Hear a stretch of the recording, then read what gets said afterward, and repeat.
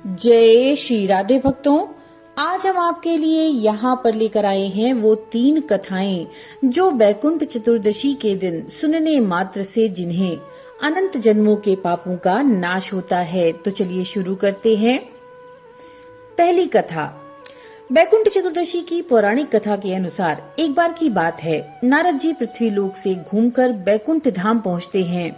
भगवान विष्णु उन्हें आदर पूर्वक बिठाते हैं और प्रसन्न होकर उनके आने का कारण पूछते हैं। नारद जी कहते हैं, हे प्रभु, आपने अपना नाम कृपा निधान रखा है, इससे आपके जो प्रिय भक्त हैं वे ही तर पाते हैं। जो सामान्य नर नारी हैं वो वंचित रह जाते हैं। इसीलिए आप मुझे कोई ऐसा सरल मार्ग बताएं जिससे सामान्य भक्त भी आपकी भक्ति करके मुक्ति पा सकें। ये सुनकर विष्णु जी बोले, हे नारद, मेरी बात सुनो। कार्तिक शुक्ल पक्ष की चतुर्दशी को जो नर नारी व्रत का पालन करेंगे और श्रद्धा भक्ति से मेरा पूजन अर्चन करेंगे, उनके लिए स्वर्ग के द्वार साक्षात खुले होंगे। इसके बाद भगवान विष्णु जी ने जय विजय को बुलाया और उन्हें कार्तिक चतुर्दशी को स्वर्ग के द्वार खुला रखने का आदेश दिया। भगवान विष्णु जी ने कहा कि इस दिन जो भी भक्त मेरा थोड़ा सा भी नाम लेकर पूजन करेगा वह वैकुंठ धाम को प्राप्त करेगा।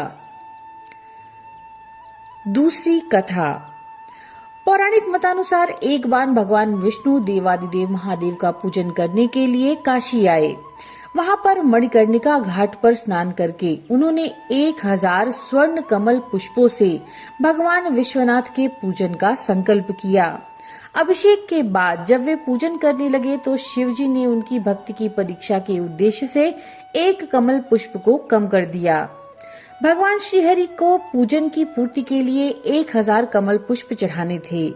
एक पुष्प की कमी देखकर उन्होंने सोचा, मेरी आंखें भी तो कमल के ही समान हैं, मुझे कमल नयन और पुंडरीकाक्ष कहा जाता है। ये विचार कर भगवान विष्णु ने अपने कमल समान आंखें चढ़ाने को प्रस्तुत किया। विष्णु जी की इस अगाध भक्ति से प्रसन्न होकर देवादिदेव महादेव प्रकट होकर बोले, हे विष्णु, आपके समान संसार में दूसरा मेरा कोई भक्त नहीं। आज की यह कार्तिक शुक्ल चतुर्दशी को अब बैकुंठ चतुर्दशी कहा जाएगा। इस दिन व्रत पूर्वक जो पहले आपका पूजन करेगा उसे बैकुंठ लोक की प्राप्ति होगी। भगवान शिव ने इसी बैकुंठ चतुर्दशी को करोड़ों सूर्यों की कांति के समान वाला सुदर्शन चक्र विष्णु जी को प्रदान किया।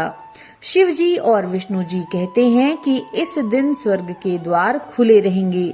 मृत्युलोक में रहने वाला कोई भी व्यक्ति जो इस व्रत को करेगा, बैकुंठ धाम में उसका स्थान सुनिश्चित होगा। तीसरी कथा।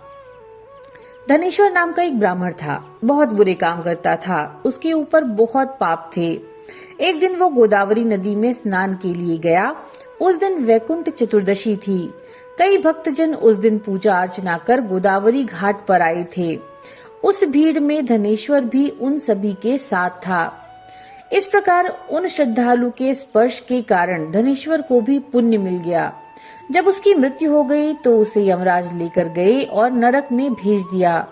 तब भगवान विष्णु ने कहा, ये बहुत पापी है, लेकिन इसने बैकुंठ चतुर्दशी के दिन गोदावरी स्नान किया और श्रद्धालुओं के पुण्य के कारण इसके सभी पाप नष्ट हो गए, इसलिए इसे बैकुंठ धाम मिलेगा।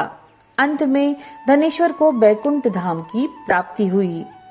तो भक्तों, ये थी वैकुंठ चतुर्दशी की 3 कथाएं। नमो नारायण।